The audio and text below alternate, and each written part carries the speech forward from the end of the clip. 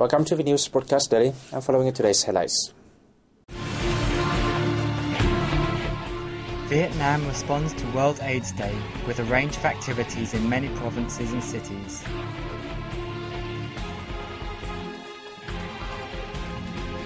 Vietnam and Argentina sign an agreement on cooperation and mutual assistance between their customs officers.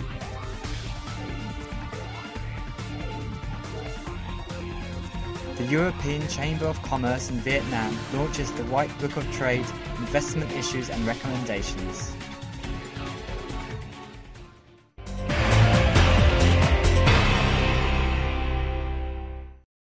A series of activities have been held nationwide to respond to the World AIDS Day on December 1st and the National Action Month for HIV/AIDS Prevention and Control.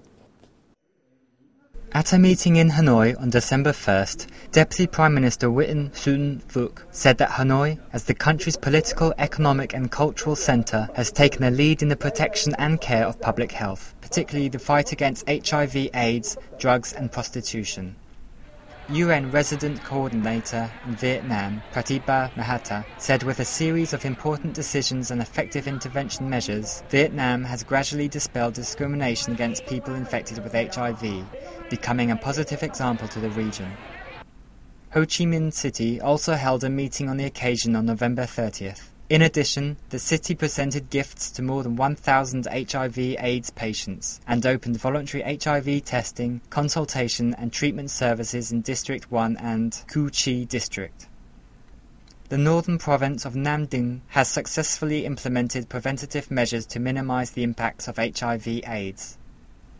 Actions include a group of HIV/AIDS peer educators. The group, made of former prostitutes and drug addicts, meet every day with people at high risk to educate them on safe measures to prevent HIV infection. Our daily role is to provide consultations to prostitutes, helping them prevent sexually transmitted diseases and HIV infection. At present, there are more than 3,000 peer educators and nearly 10,000 collaborators in the country working for the prevention of HIV/AIDS.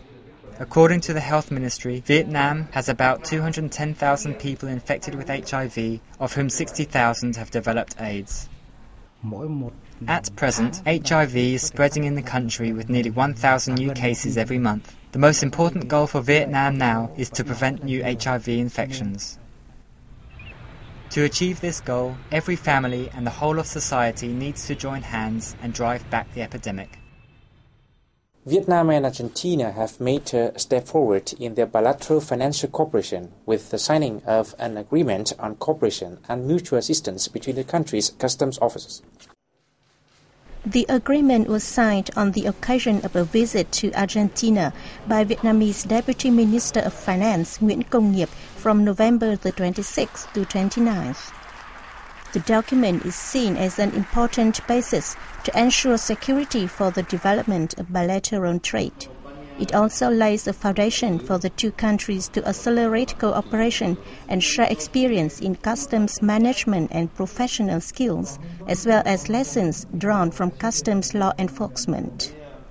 The two sides also agreed to hold further negotiations to finalize an agreement on double taxation avoidance, paving the way for closer economic, trade and investment ties. Deputy Minister Nghiệp and his entourage also held talks with Argentinian financial officials and experts on dealing with the impact of the global economic crisis.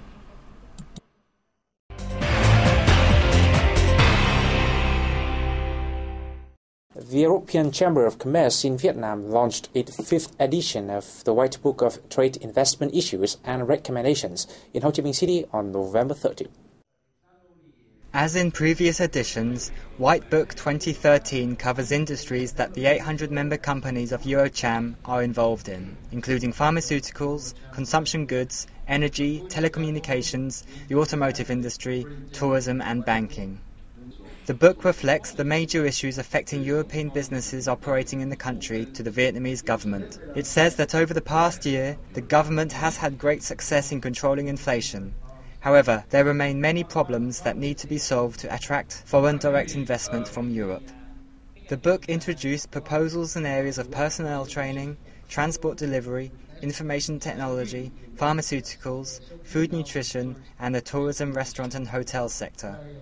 Eurocham Executive Manager Paul Jewell said if the Vietnamese government successfully addresses issues raised by the business community and a comprehensive FTA is reached, Vietnam will become a strong nation in the region. The Global Rubber Conference 2012 opened in Ho Chi Minh City on December 1st. The annual event provides a chance for delegates to get a better handle on current trends and future challenges facing the industry. More than 300 delegates from 25 countries and territories are attending the two-day conference. Participants, including regulatory authorities and commercial players, are looking to exchange ideas and information and also take advantage of networking opportunities. The conference also meant to introduce latest applications from global research and development programs through a well-designed sponsorship program and an exhibition. Vietnam is the world's fifth largest producer and fourth largest exporter of natural rubber after Thailand, Indonesia, and Malaysia. In 2012, the area of rubber cultivation in Vietnam is expected to reach 850,000 hectares, accounting for 7% of the world's total.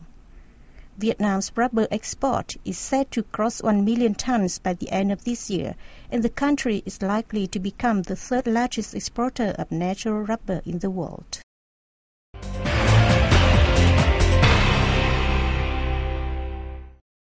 The northern province of Ninh Bình hosted an investment promotion conference on November 30th. The provincial officials said they are resolved to switch from hot growth to green growth in the coming period. The Provincial Party Committee Secretary, Bùi Văn Nam, said Ninh Bình is willing to create a favourable investment environment for both domestic and foreign enterprises. At the conference, the province published a list of 20 projects calling for investment during the 2012 to 2015 period. 9 of these are industrial production developments, 8 involve agricultural and urban technical infrastructure, while the remainder are tourism and service projects. We have been doing business in Ninh Bình for 5 years. I think the province has a very convenient location. The investment environment is also favourable, particularly in terms of workforce and infrastructure. Local authorities are also very helpful. We want to expand our production scale in the future. Deputy Prime Minister Vu Van Ninh recommended that the province should introduce appropriate policies to further tap its huge potential as a tourist destination, so that it will become the key tourism centre of the Red River Delta region and the country as a whole in the next 3 years.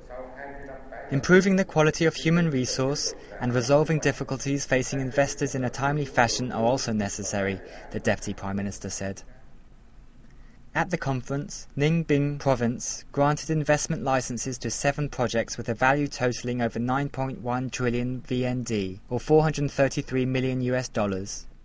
These projects cover the subsectors of steel, seaport expansion, agriculture processing, tourism and real estate, as well as hotels.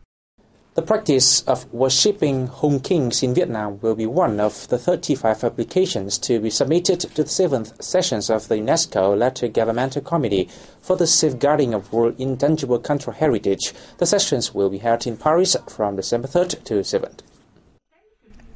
The information was released by Cécile Duvel, Chief of the UNESCO Intangible Cultural Heritage Section, at a press conference on November the 29th in Paris.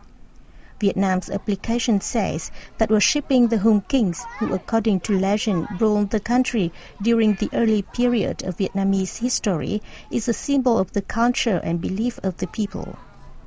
The Hung Kings worshipping rituals are closely related to the worship of ancestors, which is the tradition of most Vietnamese families and an important part of the people's spiritual life. Duvel said Vietnam's dossier for protecting heritage this year was detailed and highly appreciated.